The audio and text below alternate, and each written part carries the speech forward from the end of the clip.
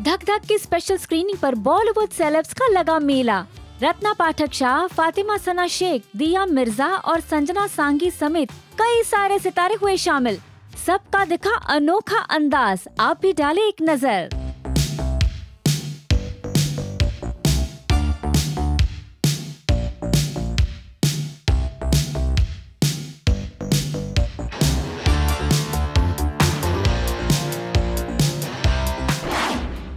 Bharat Afghanistan world cup match में भारत की जीत के बाद झूम उठी कंगना रनौत।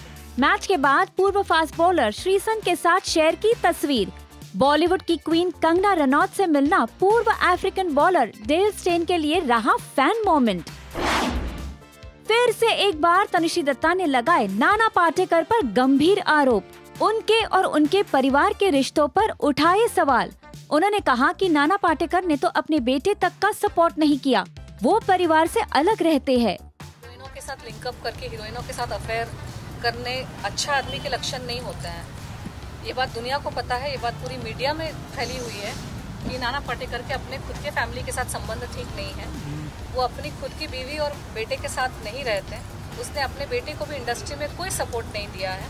अच्छा आदमी के लक्षण वो होते हैं जो अपनी बीवी के साथ, एक ही बीवी के साथ जिससे उसने शादी की है, वो शादी निभाए।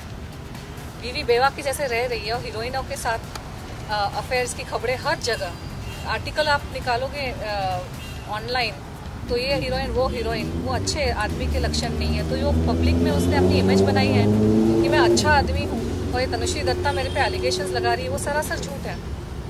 अच्छा आदमी अपने परिवार के साथ रहता है, अपने बेटे बेटियों के लिए वो जान तक देने को राजी रहता है।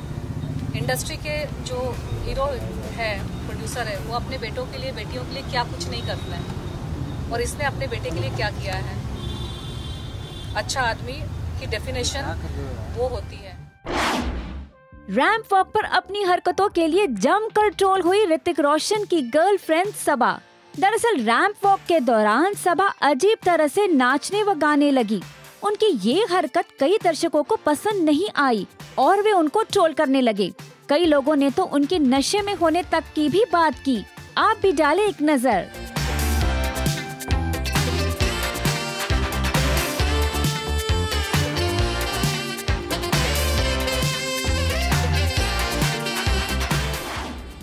वर्ल्ड कप में होने वाले इंडिया वर्सेस पाकिस्तान मैच का अलग ही क्रेज है।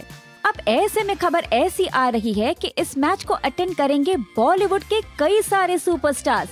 अमिताभ बच्चन, रजनीकांत, वरुण धवन समेत अरिजीत सिंह भी होंगे शामिल। नाच और गाने के साथ होगी मैच की शुरुआत। अपनी फिल्म चंदू चैंपियन से अपना नया लुक शेयर किया कार्तिक आर्यन ने और उसके साथ लिखा एक प्यारा पोस्ट। उन्होंने लिखा, ये 8 मिनट लंबा सिंगल शॉट युद्ध दृश्य मेरे अभिनय करियर का सबसे चुनौतीपूर्ण, शानदार और हाँ कठिन लेकिन सबसे यादगार शॉट साबित हुआ। मुझे जीवन भर याद रखने लायक स्मृति देने के लिए कबीर खान सर को धन्यवाद। #चंदू चैंपियन। अब इस पर दर्शक बरसा रहे हैं खूब सारा प्यार। आप भी डाले एक नजर।